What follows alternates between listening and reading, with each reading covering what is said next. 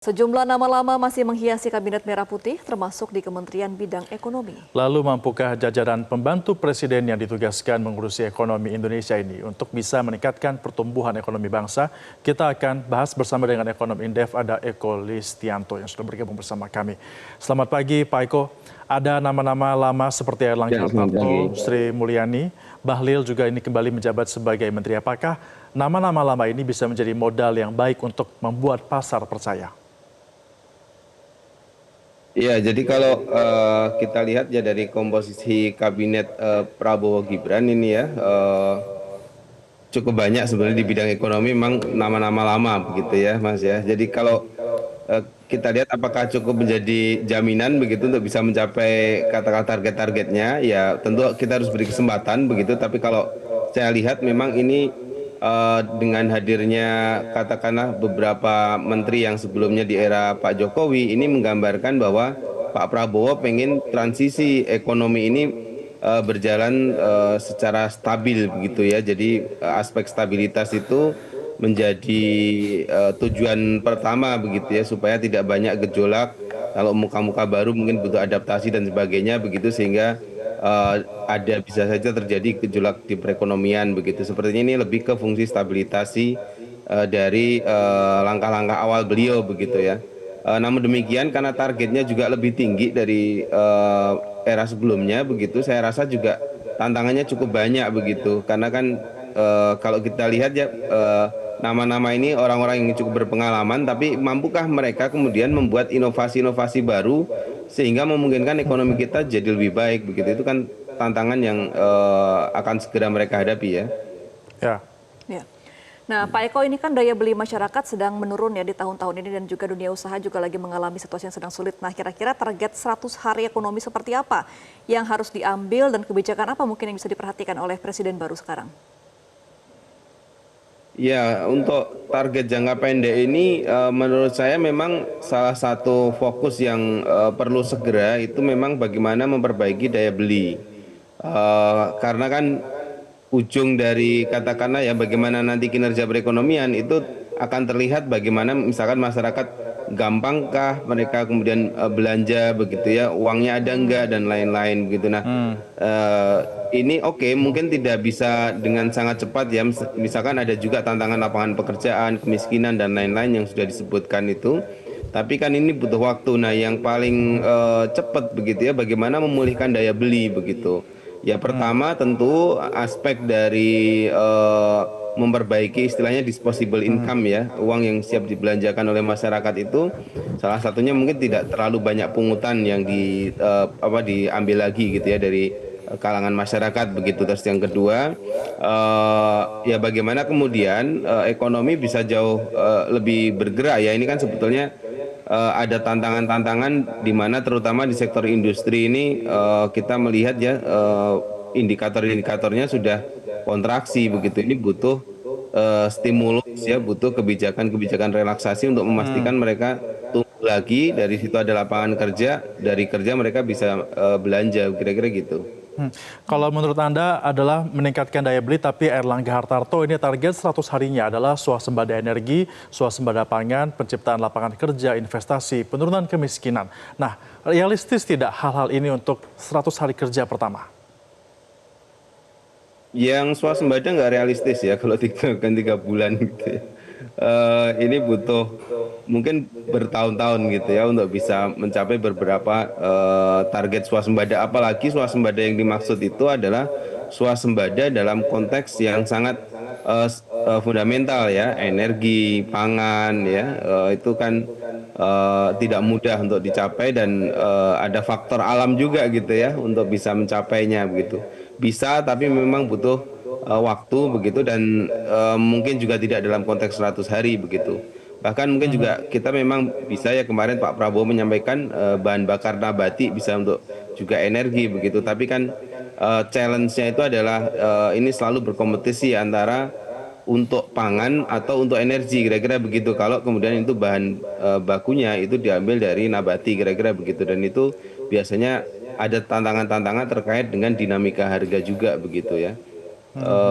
Beberapa yang lain, misalkan lapangan pekerjaan, nah ini bisa sebetulnya lebih realistis ya dalam konteks 3 bulanan kira-kira itu atau 100 hari kerja begitu. Karena kan sebetulnya yang terjadi itu adalah industri lebih banyak mem-PHK orang. Kenapa begitu? Karena permintaannya, pesanannya menjadi turun begitu, sehingga kalau kita bisa memperbaiki sektor industri, kemungkinan sih ada secerca harapan begitu ya dalam waktu cepat begitu untuk bisa memberikan optimisme baru di perekonomian begitu. Iya, Pak Eko, untuk Kemenko Perekonomian kan akan membawahi kurang lebih 9 kementerian ya dengan adanya pemecahan kementerian baru ini. Nah, kira-kira untuk mengorkestrasi kebijakan agar tidak tumpang tindih kebijakan antar kementerian nanti seperti apa ke depannya? Ya, ini fungsi Menko jadi sangat penting di sini ya, dan kebetulan kan Pak Erlangga sudah berpengalaman di bidang ini gitu ya. Mungkin sekarang bisa lebih fokus karena sudah tidak lagi menjadi ketua umum, kira-kira gitu ya. Mudah-mudahan ini fokusnya bisa jadi lebih bagus. Ya, nah, yang kedua, bagaimana mengorkestrasinya? Tentu saja karena diisi oleh orang-orang yang katakanlah sudah punya jam terbang ya, atau pengalaman sebelumnya. eh, dan dalam satu tim sebelumnya ya sebetulnya menurut saya tidak terlalu susah mengkoordinasikannya ya. Hanya saja mungkin yang menjadi challenge itu adalah tantangan ekonominya kan berbeda begitu ya.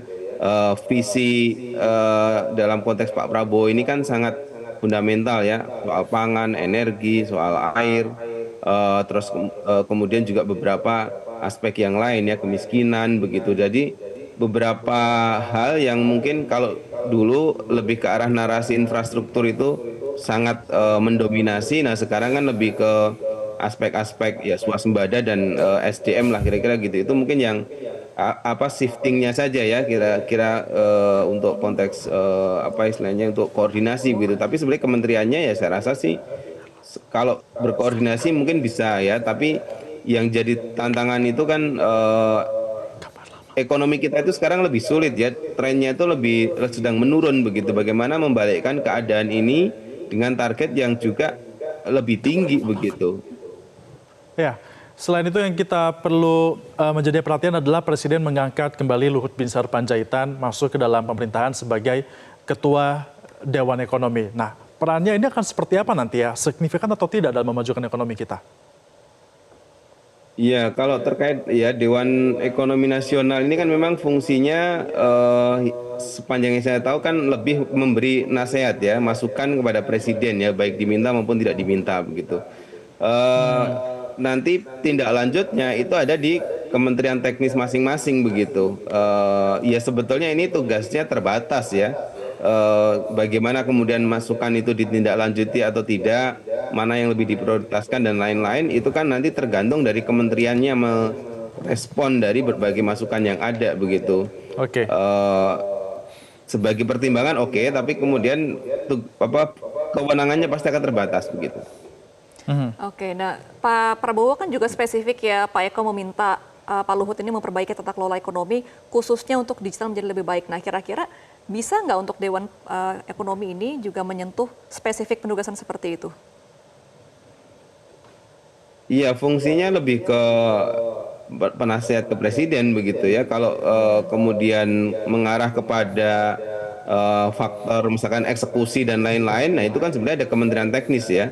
Mungkin juga harus diberi batasan yang jelas begitu supaya tidak overlap dengan tugas Kemenko Perekonomian begitu. Dan juga mungkin kan ini tindak lanjutnya nanti aturan apa itu keputusan menteri, peraturan menteri dan lain-lain itu ada di aturan teknisnya begitu. Kalau kemudian sampai sejauh itu gitu ya, misalkan bisa terlibat dalam pembuatan kebijakan semacam itu ya saya rasa banyak yang overlap ya, dan itu tidak efektif gitu. Nah, menurut saya beliau itu kan sangat dikenal bagaimana bisa mengorganize ya, sangat diandalkan ketika di era Pak Jokowi untuk berbagai koordinasi begitu ya, kecepatan dalam merespon sesuatu gitu ya dalam konteks mungkin isu-isu ekonomi. Nah, ini mungkin yang diperlukan ya, bagaimana koordinasinya bisa cepat, terus kemudian juga implementasi kebijakan bisa segera ya, eksekusinya cepat begitu. Itu mungkin lebih ke arah situ ya. Jadi ketika mungkin memberikan nasihat kepada presiden dan setelah itu apakah sudah ditindaklanjuti atau belum, nah itu mungkin aspek bagaimana memantau ke bawah itu yang mungkin bisa menjadi peran. Tapi sekali lagi menurut saya memang ya aturan dan lain-lain faktor teknisnya itu tetap ada di kementerian begitu. Di era Jokowi kita sering mendengar kata hilirisasi dan nampaknya ini juga masih menjadi jurus untuk bisa meningkatkan ekonomi. Kini bahkan kita juga memiliki Menteri Investasi, bukan hanya investasi tapi juga Menteri Investasi dan juga hilirisasi. Apakah hilirisasi ini juga merupakan cara yang paling efektif untuk saat ini memajukan ekonomi kita atau bagaimana? Ya, hilirisasi memang adalah bagian dari strategi, menurut saya strategi penting ya untuk bisa meningkatkan perekonomian gitu ya, menciptakan nilai tambah gitu ya. Bahkan sebetulnya yang lebih luas lagi industrialisasi begitu. Tapi oke lah mungkin menggunakan kata-kata hilirisasi juga tidak masalah begitu ya, untuk mendorong nilai tambah.